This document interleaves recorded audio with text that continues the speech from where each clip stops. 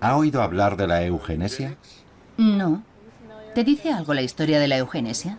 No. El programa de esterilización y demás en el pasado. No, pero estoy intrigada. ¿De qué se trata? ¿Ha oído hablar del programa de eugenesia o las esterilizaciones? Sí. ¿Qué es lo que ha oído sobre ese asunto? No lo sé. No sabe exactamente qué. Lo siento. ¿La eugenesia? ¿Qué es la eugenesia? Esa es la pregunta.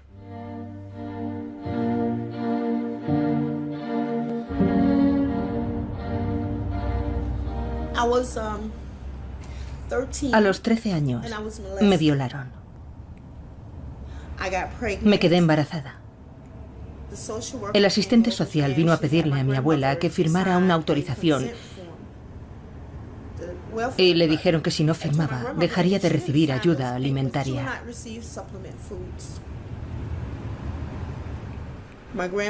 Mi abuela firmó con una cruz. Después se llevaron a mi hijo y aprovecharon la oportunidad para esterilizarme. Normalmente, ahora pienso, me pregunto, ¿por qué lo esperaron? Yo era muy joven. Mi cuerpo no estaba preparado para tener un bebé. Ya había sufrido el trauma del parto, e incluso antes el de la violación. No me dijeron absolutamente nada. Mi abuela no entendía lo que estaba firmando con una cruz, porque era analfabeta. Me violaron 2 veces. En primer lugar, mi agresor. Y después el estado de Carolina del Norte, porque me quitaron algo.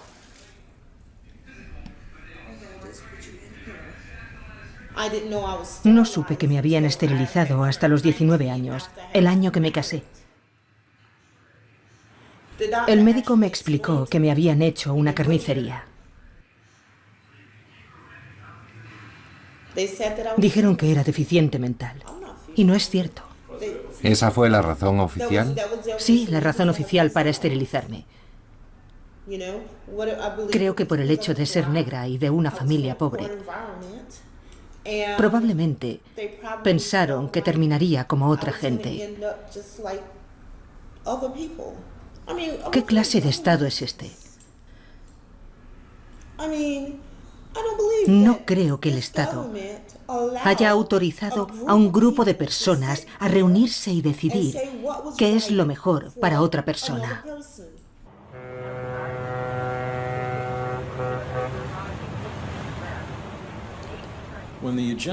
Cuando surgió el movimiento a favor de la eugenesia en Estados Unidos, los estadounidenses pensaron que era una ciencia muy prometedora.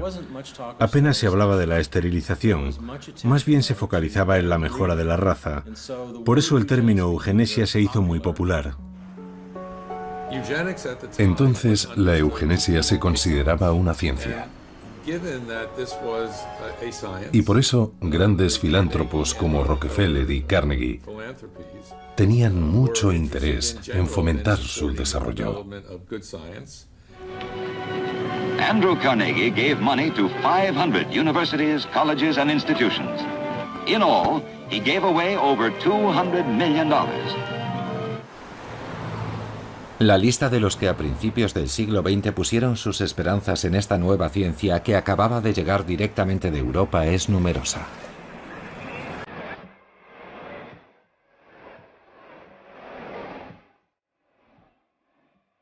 En los últimos años de su vida, Darwin está preocupado. Un sombrío futuro espera a la humanidad, ya que en nuestra civilización la selección natural no juega ningún papel.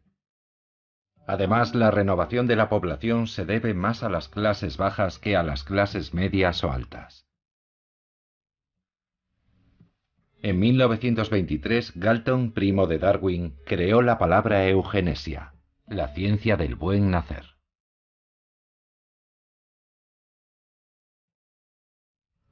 Cuando hoy decimos eugenesia, la palabra tiene fuertes connotaciones peyorativas. nos olvidemos de que en aquella época, en el año 1900, la palabra eugenesia tenía un significado positivo. Las sociedades eugenésicas contaban con el reconocimiento social. Crecen con el consentimiento del poder, son conocidas, reclutan a un gran número de médicos, de los que entonces llamaban higienistas, que se sienten orgullosos y honrados por pertenecer a ellas. A partir de 1900, las sociedades eugenésicas se multiplican por toda Europa. Un médico, Plotz, y un psiquiatra, Rudin, fundaron la primera en Berlín en 1905. Es la Sociedad para la Higiene Racial. La higiene racial consiste especialmente en impedir que los débiles, los enfermos, los incapacitados y las malas personas puedan tener descendencia. Sí, pudo haber miedo a la degeneración, un término que se utiliza mucho en la década de 1880, bajo la influencia de la difusión más o menos acertada de las ideas de Darwin, e influido también por la observación de las sociedades humanas como objetos de historia natural. Se puede observar que, sin querer restar importancia a las preocupaciones actuales, con la eugenesia unida al miedo de la degeneración, se da el mismo tipo de convergencia entre la política y la ciencia en torno a un temor o ansiedad que lleva a anunciar una posible catástrofe futura.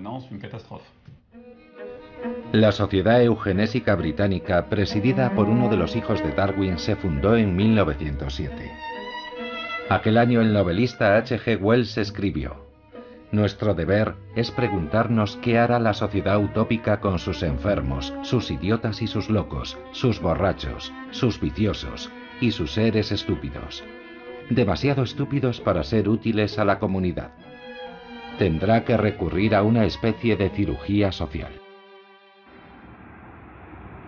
En Estados Unidos, a partir de 1907, aparecen las primeras leyes de esterilización. En 1910 se crea cerca de Nueva York la Oficina de Registro de Eugenesia, que se convertiría en el centro teórico de la eugenesia estadounidense. La institución que la vio nacer todavía existe.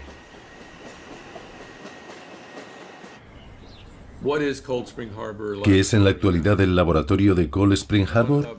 Uno de los más reconocidos a nivel internacional en cuanto a investigación en biología y genética molecular.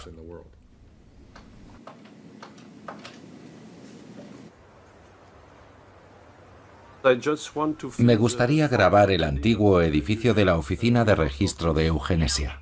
No tiene ningún vínculo con el laboratorio actual y no tendría ningún sentido hacerlo. Pero es un documento histórico, no se refiere al presente. No vamos a hablar de ese tema.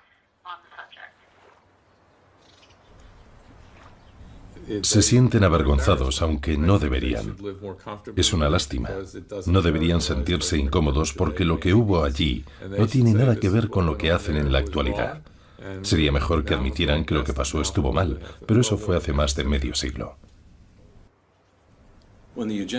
Cuando se fundó la Oficina de Registro de Eugenesia en 1910, el objetivo era realizar estudios sobre familias.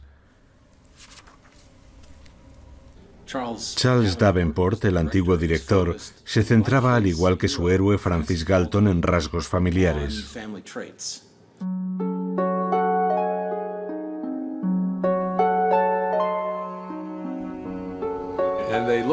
Buscaban familias que ellos calificaban de degeneradas, familias con problemas de alcoholismo, con débiles mentales, con hijos ilegítimos, familias en las que había prostitución, etc. Les interrogaban y les preguntaban sobre sus padres y sus abuelos. Aquí está el árbol genealógico de la famosa familia Yup. Era tan extensa que optaron por presentarlo en forma de círculo, así podía contener más miembros. ¿Por qué se hizo? Para demostrar que cerca de 900 personas que habían estado en las cárceles de Nueva York descendían de la misma mujer, Margaret, la madre de delincuentes.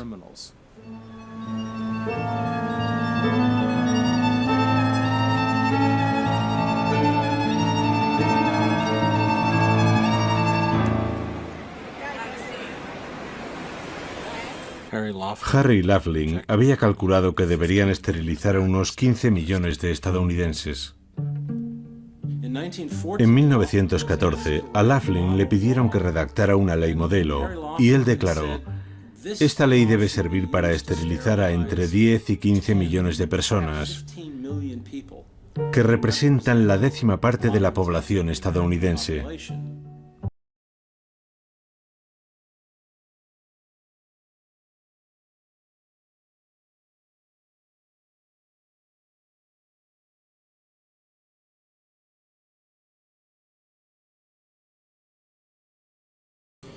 Su plan era sencillamente eliminar a las personas que pudieran suponer un coste social, como los delincuentes y los pobres, y pensó que eso se podía conseguir impidiendo a la gente tener hijos.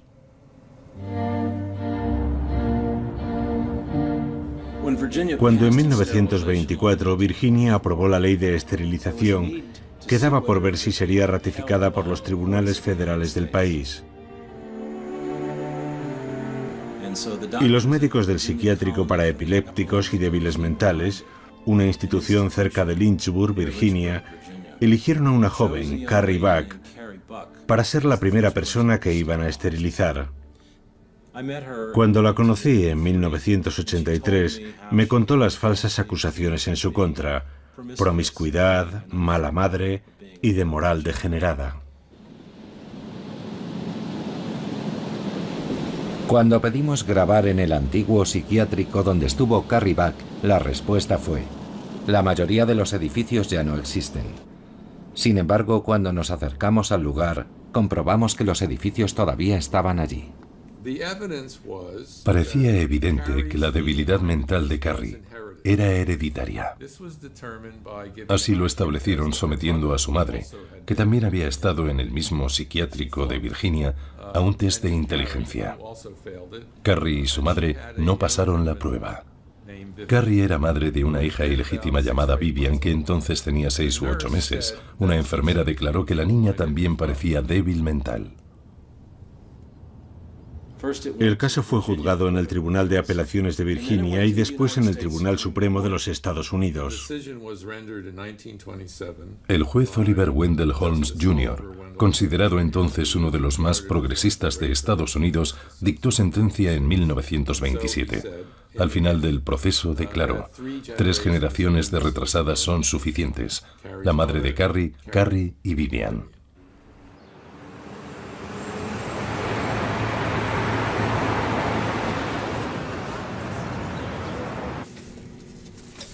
A Carrie Buck la esterilizaron en el psiquiátrico de Lynchburg, al igual que a miles de personas después de ella. En Virginia esterilizaron a más de 8.000 personas en el marco de la legislación eugenésica, en California a más de 20.000 y en el resto de Estados Unidos hasta 60.000 personas.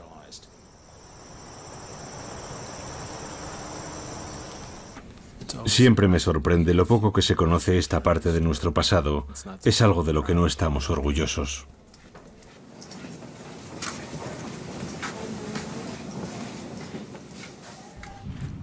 En Hitler, incluida mi lucha, no hay ni una sola idea original. Es un conglomerado de ideas, absorbidas por una persona autodidacta sin ningún tipo de disciplina intelectual, con un resultado que ofrece un aspecto erudito bastante extraordinario, pero en el que están las ideas y temas dominantes del pensamiento eugenésico de los años 1900, 1910 y 1920.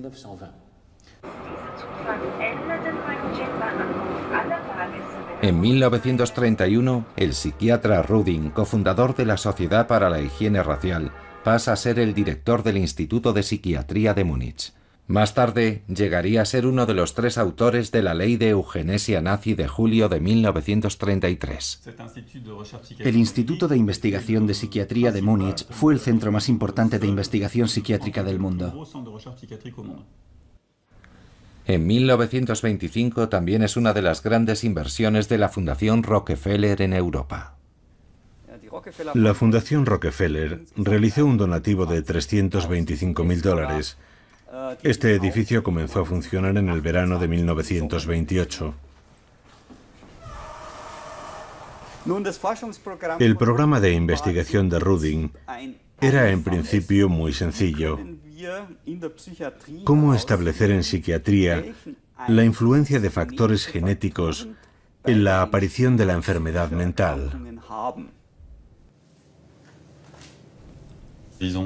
Realizan investigaciones sobre la esquizofrenia, la psicosis maníaco-depresiva, que en la actualidad se llama trastorno bipolar, sobre lo que entonces se denominaba retraso mental o debilidad mental. Así que no es de extrañar que los médicos alemanes recibieran la ley nazi como una victoria. Por fin, tenían la ley que querían desde hacía muchas décadas.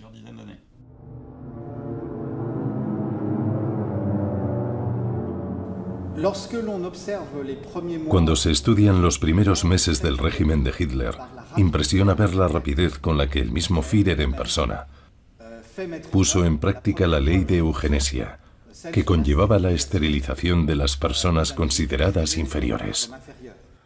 Esta legislación debe ayudar a eliminar a todo el que esté enfermo.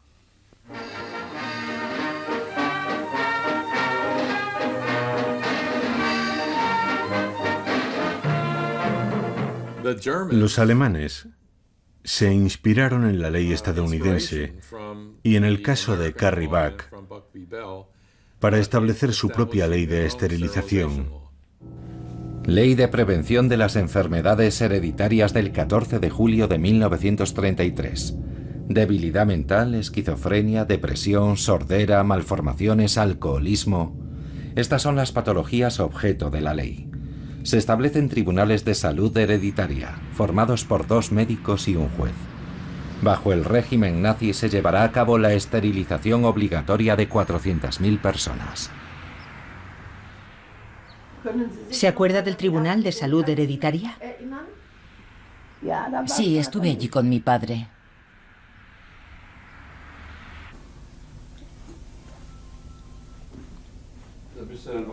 ¿Allí fue donde la operaron? ¿Cómo? ¿La operaron en Münster? Sí, claro. Un crimen. Un crimen contra una mujer alemana en buen estado de salud. ¿Sabe por qué la señaló el médico? Supuestamente yo era epiléptica. Tenía un novio que me dejó. ¿Por qué? Se enteró de que no podía tener hijos y me dejó. Y mis padres callados como tumbas. Siempre me decían, no tienes que decírselo a nadie. Tenía una prima en Münster y quería ir a verla. No, no lo puedes saber. Siempre era lo mismo. No se podía decir nada. He vivido así hasta hoy.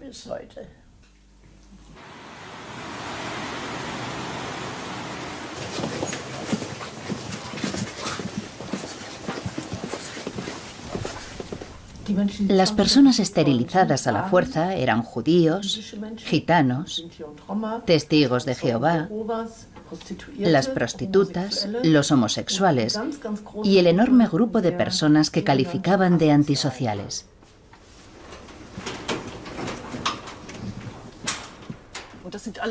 Todo esto son expedientes de los tribunales de salud hereditaria. Todas estas cajas que ve. Le sugiero que lea las preguntas de un test de inteligencia. Eran bastante absurdas. ¿A qué Länder pertenece mi municipio? ¿Capital de Alemania? ¿Capital de Francia? ¿Quiénes eran Lutero y Bismarck? El test de inteligencia dirigido por el médico ha revelado que el paciente sufre debilidad mental innata.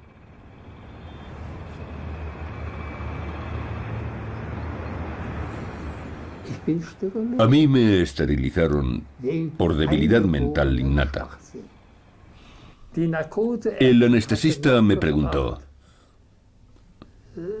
dime, ¿por qué te han elegido para esta esterilización forzosa? Yo le miré. A día de hoy todavía no lo sé. Todavía no lo sé.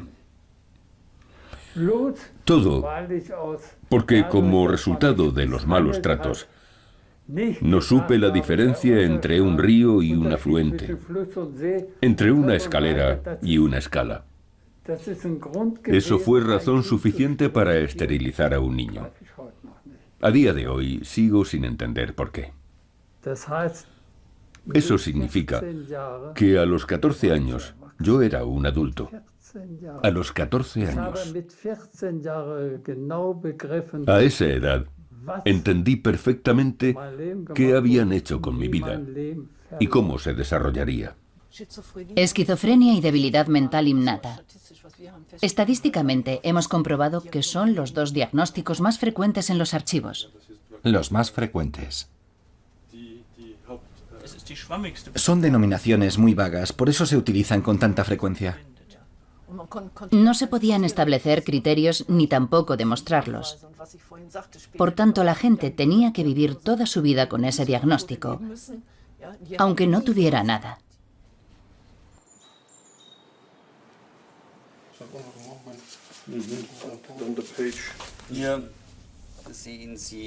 Aquí están los registros relativos a las subvenciones realizadas por la Fundación Rockefeller. En 1936, los funcionarios de dicha institución interrumpen sus donativos. Alegan que no pueden seguir contribuyendo económicamente porque la ciencia ya no es independiente y argumentan que las ayudas son sinónimo de apoyo o legitimación del nacionalsocialismo. No estamos solos fue la propaganda creada por los nazis en 1936. Aunque las leyes eugenésicas no se habían aprobado en el Parlamento británico a pesar de varias campañas, ni en los países católicos a raíz de la intervención del Papa en 1930, en el momento de la celebración de los Juegos Olímpicos de Berlín existían leyes similares en vigor en Estados Unidos, Dinamarca, Suiza, Finlandia, Noruega y Suecia. 1936 es también el año en que los nazis ruedan la película de propaganda eugenésica Erkrank, el enfermo hereditario.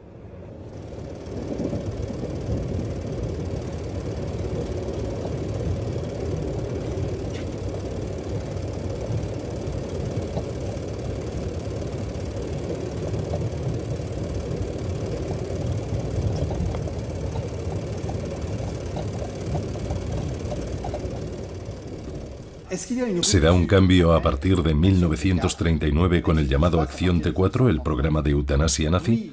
Sí, por supuesto, en la medida en que no se detiene en las esterilizaciones, sino que ya contempla la muerte. Claro que a la vez hay continuidad, porque basándose en las leyes de esterilización, los nazis empiezan a pensar que son insuficientes y que hay que pasar a una fase más radical.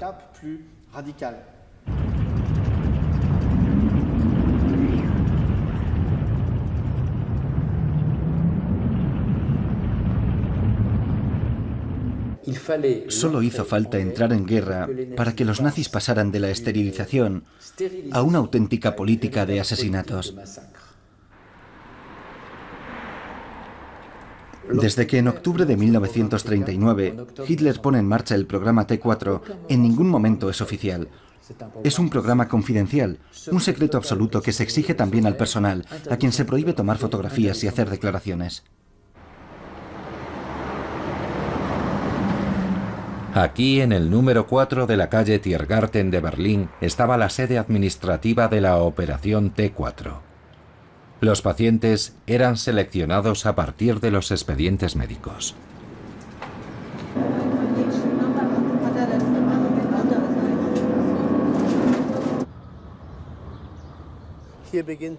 Este es el antiguo hospital de Buch.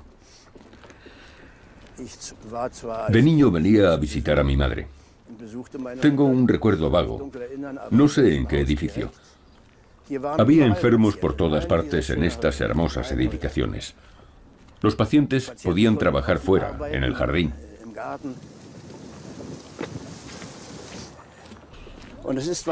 Y con seguridad es por este camino por donde eran llevados hacia la muerte.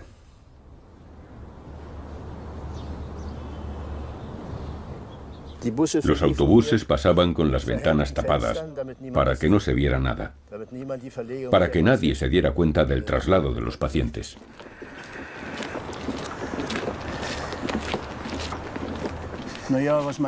En cuanto a mi madre, fue internada por un médico en un sanatorio en Berlín a causa de una depresión, una simple depresión.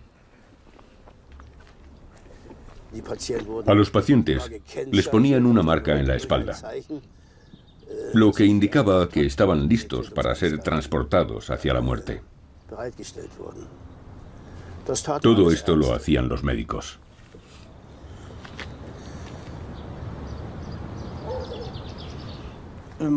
A mi madre la trasladaron a Bernburg, igual que a muchos pacientes de Buch. Está en el sur de Alemania, en Sajonia. También era un hospital donde habían construido un centro de exterminio, con cámaras de gas.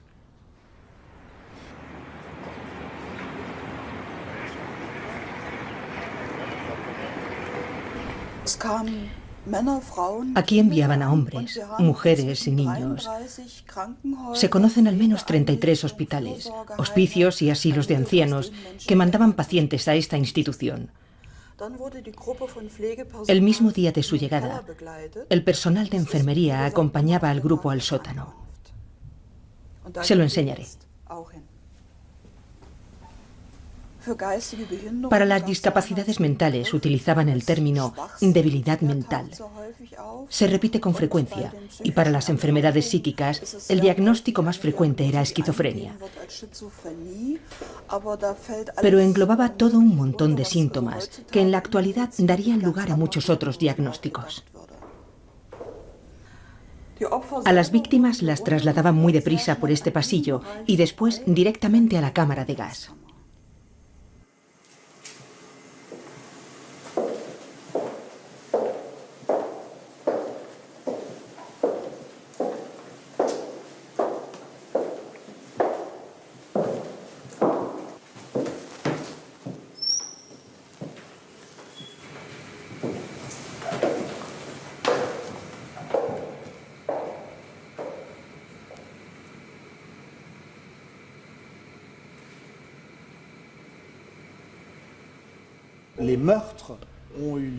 Los asesinatos tuvieron lugar entre enero de 1940 y julio de 1941, es decir, durante 18 meses, con el resultado de 75.000 víctimas.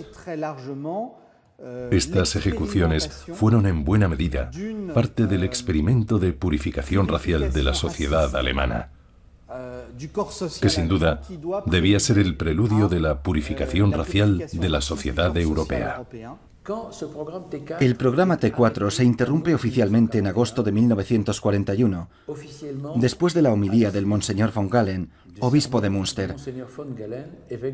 Pero parece que en realidad se detiene porque los objetivos están cumplidos. Eso es lo esencial. Aunque la verdad es que el programa continuará con distinto nombre en otros lugares. Mi hermana Irma era una niña con discapacidad, algo que yo no había observado.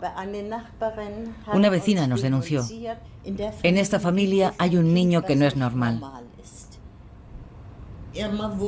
Irma fue examinada por un psiquiatra que anotó: niña débil mental, totalmente retrasada. Pero ella estaba lejos de ser retrasada. Eso es seguro.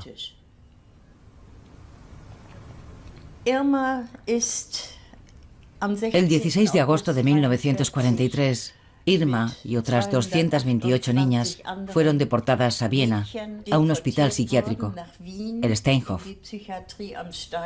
Allí sometieron a los niños a terribles tratamientos. En los documentos que he recopilado a lo largo de los años, se constata que en agosto de 1943, Irma pesaba 40 kilos y 2 meses después, tan solo 28.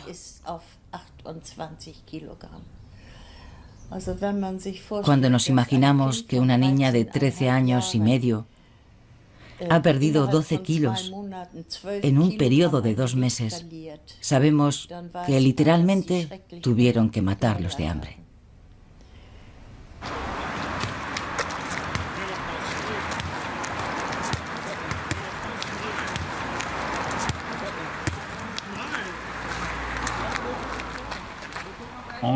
Los historiadores calculan una cifra de 200.000 pacientes psiquiátricos muertos en los territorios alemanes a causa de la eutanasia.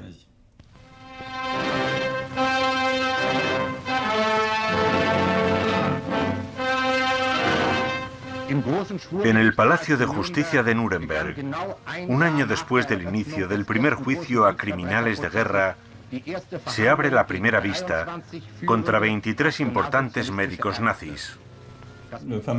El famoso proceso de los doctores de Nuremberg, con 23 acusados de un total de 90.000 médicos alemanes, no es ni siquiera la punta del iceberg. Ni uno de los psiquiatras y pediatras responsables de la eutanasia estuvieron acusados en este juicio. Los autores de los crímenes aquí cometidos los calificaban de seres antisociales, inútiles, seres sin alma, y siguieron utilizando las mismas descripciones a lo largo del proceso, a mitad de los 60. Es decir, más de 15 años después del final de la Segunda Guerra Mundial. Prácticamente no había cambiado nada.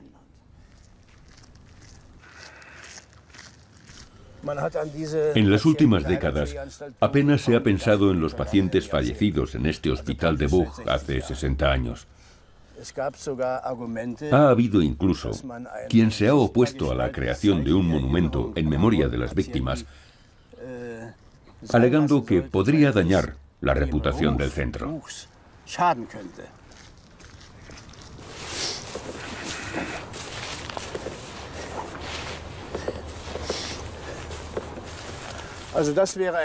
Este sería el lugar ideal para un monumento conmemorativo,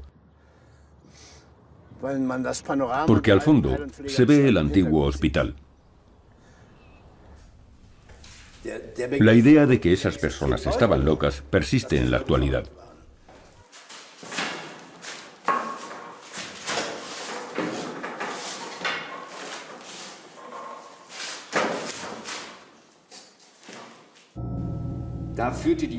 El 7 de febrero de 1957, el gobierno declaró en el Parlamento alemán: la ley para la prevención de las enfermedades hereditarias del 14 de julio de 1933 no es una norma exclusivamente nacional socialista, ya que incluso en países democráticos como Suecia, Dinamarca, Finlandia o algunos estados de Estados Unidos existen leyes similares.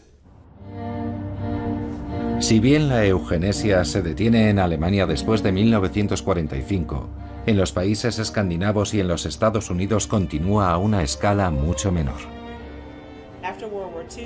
Después de la Segunda Guerra Mundial, el número de castraciones aumentó tanto en Carolina del Norte que llegó a ser el tercer estado del país en número de esterilizaciones.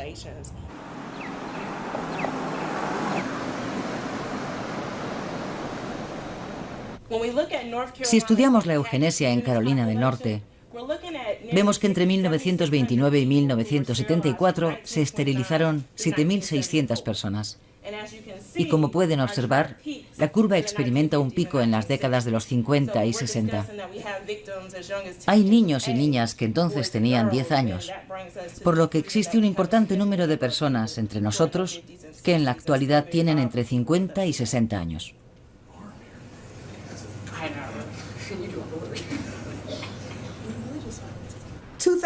En 2002, encontraron los expedientes del programa de eugenesia y descubrieron que Carolina del Norte había esterilizado a 7.600 personas, la mayoría en contra de su voluntad. Antes, yo pensaba que era la única a la que le había sucedido algo así. Me sentía avergonzada, humillada, degradada. Terminé tratándome con Prozac y Seroquel.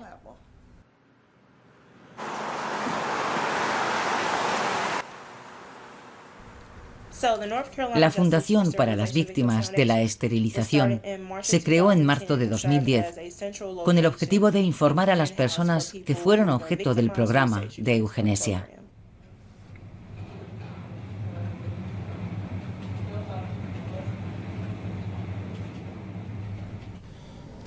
Al menos en 2 estados, aumentó el número de esterilizaciones forzadas después de los años 50, Virginia y Carolina del Norte. Para muchos de los médicos que las practicaban, era una cuestión de orgullo. Evitar que la gente que vivía de las ayudas sociales tuviera más hijos.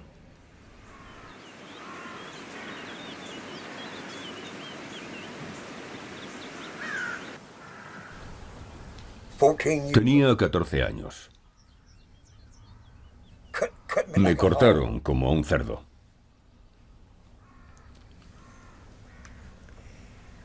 Me operaron en 1948. Hace 64 años.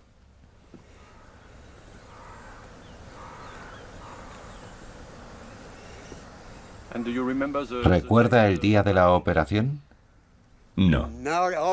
Lo único que recuerdo es que me pusieron una máscara en la cara. Y la enfermera me dijo que cantara una canción. Y yo lo hice.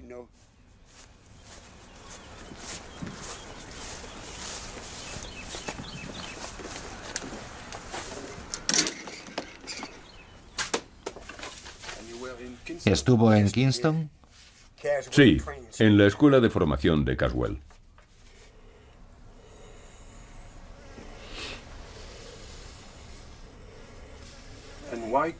¿Por qué entró en esa escuela? Los servicios sociales. Mamá tenía 7 hijos. No podía hacerse cargo de todos. A mis 2 hermanas y a mí nos separaron. Ellas fueron a Virginia y yo a Kingston, en Carolina del Norte. Me dijeron que no podría dejar la escuela sin que mi madre diera su autorización para la operación. No podía irme sin que me operaran. ¿Esa era la condición? Si quería dejar la escuela, me tenían que operar. ¿Cuándo se fue de allí? En 1951.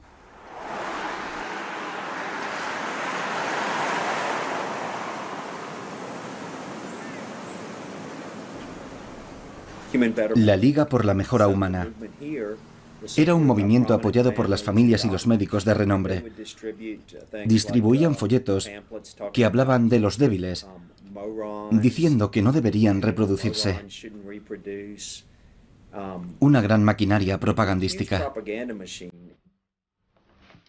La Liga se creó en 1947. Uno de sus objetivos era ocuparse de los tontos y los débiles mentales.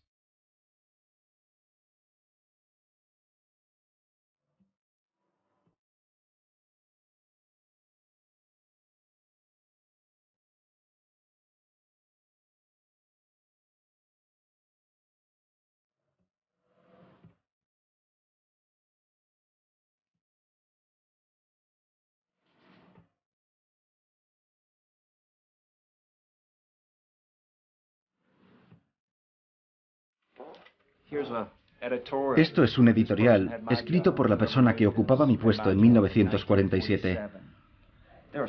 En Virginia hay 6.000 escolares incapaces de ir más allá de tercero de primaria. Estos débiles mentales no deberían reproducirse. Sus descendientes representarán una carga para el Estado. Alguien que tenía mi puesto de trabajo escribió esta barbaridad.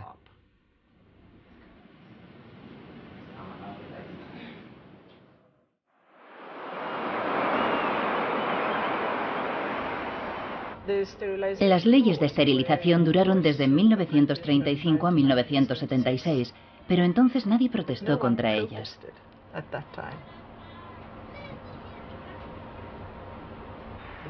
A los socialdemócratas les interesaba el aspecto cuantitativo.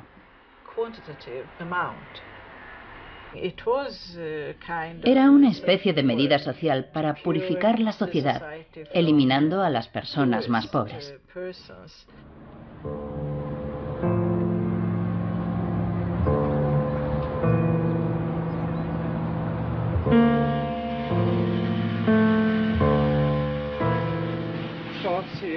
Aquí están los expedientes de esterilización. Aquí y también aquí.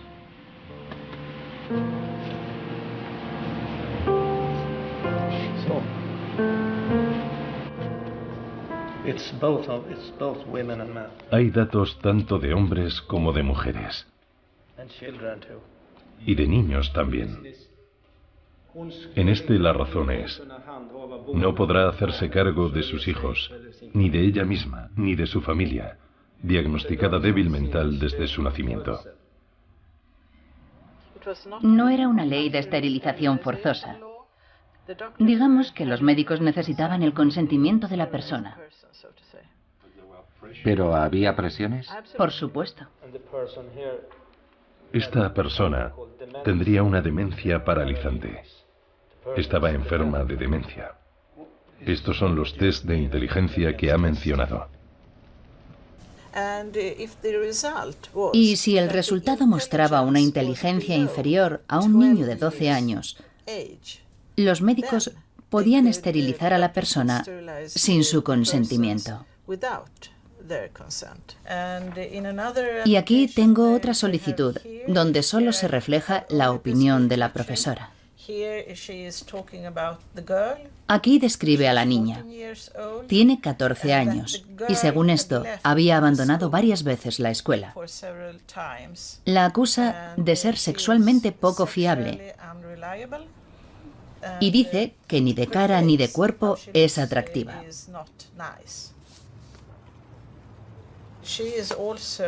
También afirma que es totalmente retrasada. Este documento es de 1947. Y la chica fue esterilizada sin su consentimiento.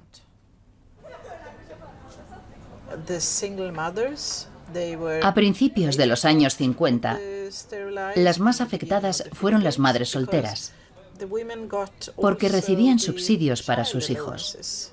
El riesgo para la sociedad era que las mujeres tuvieran más hijos y que debido a eso tuviesen que recibir más dinero. Durante este periodo se esterilizaron un total de 63.000 personas, la mayoría después de la Segunda Guerra Mundial. La ciencia había reconocido que era inútil, pero tardamos tiempo en reaccionar, en cambiar nuestros hábitos, en aceptar nuestros errores. Todo este mecanismo en sí interesaba. En 1997, tras un amplio debate, el gobierno sueco ofrece una importante indemnización a las víctimas de la eugenesia. ¿Se indemnizó a muchas víctimas? No, no muchas. Tenían que demostrar que habían sido esterilizadas a la fuerza o en contra de su voluntad, lo que era muy difícil, ya que había una solicitud firmada. ¿Cómo demostrar que las habían presionado? Esto no aparecía en los registros. En Suecia sigue habiendo un debate sobre las leyes de esterilización. ¿Son una más de las páginas negras de nuestra historia? ¿Es el lado oscuro del estado del bienestar? En mi opinión, eran parte del estado de bienestar.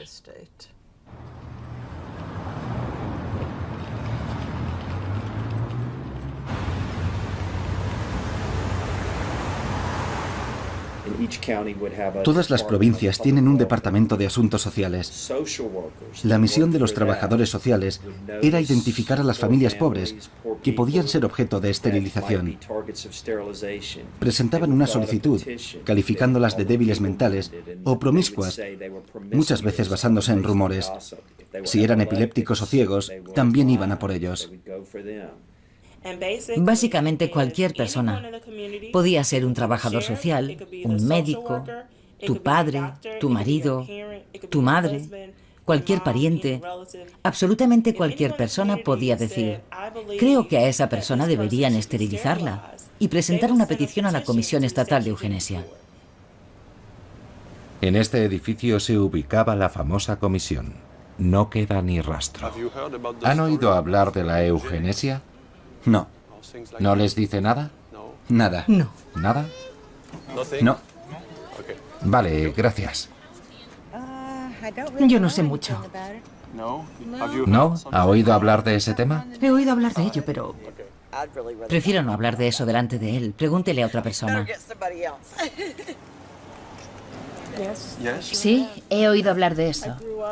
Yo me crié en el noreste del estado.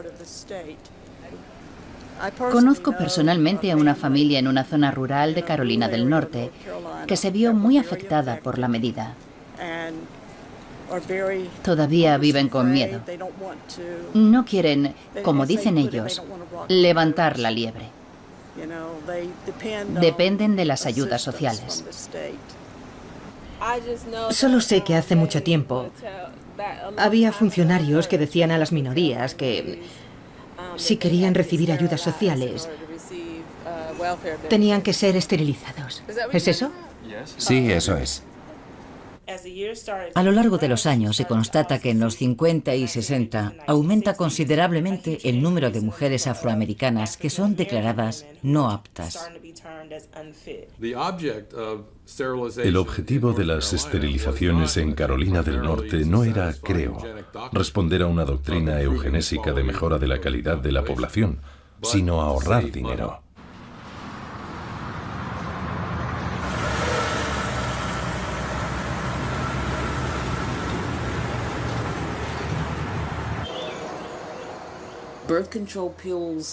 La píldora no me sentaba bien.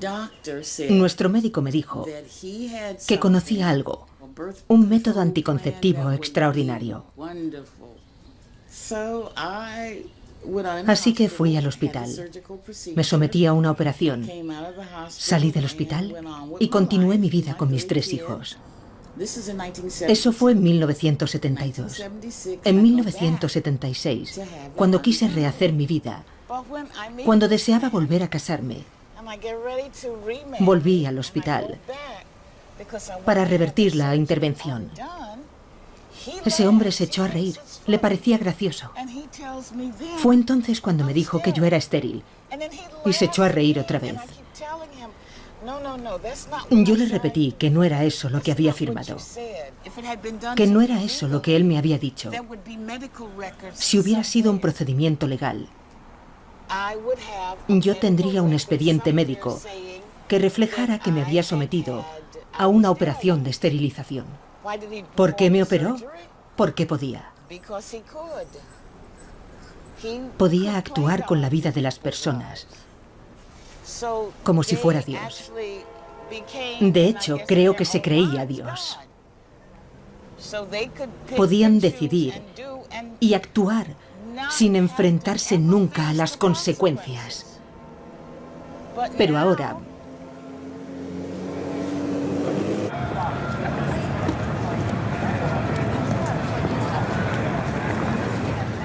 En 1980 el Parlamento alemán aprobó una indemnización de 5.000 marcos a las víctimas de la ley eugenésica de julio de 1933. 5.000 marcos.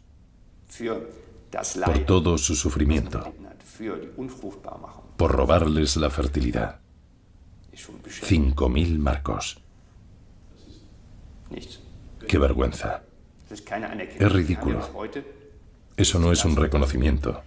Tuvieron que luchar hasta el 2007 para ser reconocidos como víctimas del nazismo.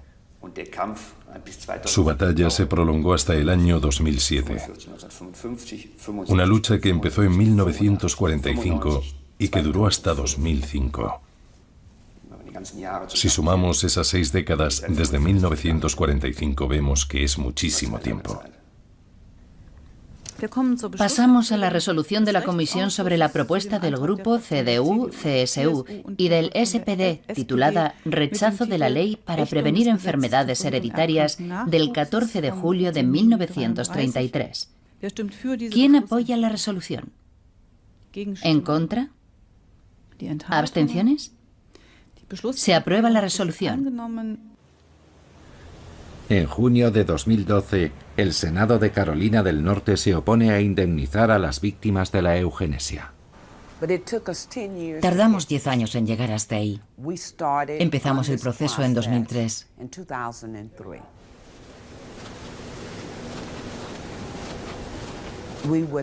Hubiéramos sido el primer estado de 38 en indemnizar a las víctimas. Estoy mucho más que decepcionada. No encuentro la expresión adecuada, pero estaba muy furiosa. Porque Carolina del Norte no hizo lo que era moralmente correcto para resarcir a las personas de quienes había abusado conscientemente. Y conozco a gente que me dice que conoce a alguien, un primo, un tío, una tía, pero no saben si están en las listas oficiales. Y eso está muy mal. Yo personalmente no estoy en la lista. ¿Qué pasará con las víctimas que no están en las listas? Nada.